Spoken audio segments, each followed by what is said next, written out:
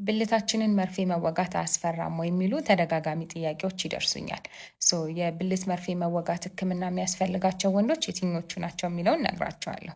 የብልት ዝግጁነት ማጣት አጋጥሟቸው ወንዶች በሚዋጡ መድኃኒቶች በቂ የሚባል ለውጥ ከሌላቸው ወደ ፒአርፒ ህክምና እንሄዳለን ማለት ነው። ያ ፒአርፒ ህክምና ደግሞ የሚሰጠው አንደኛ ለዚህ ጉዳይ በሰለጠነ ሐኪም ነው።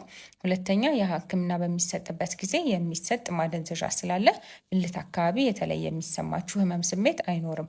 ሌላው የራሳችሁ ደም ስለሆነ ወደ እናንተ መልሶ የሚወጋው የተለየ የሚፈጥረው የአለርጂክ ሪያክሽን አይኖራችሁም ማለት ነው። ስለዚህ የፒአርፒ ህክምና በዋነኝነት የሚጠቅመው የብልት ዝግጁነትን እንዲጨምር ለማድረግ ነው።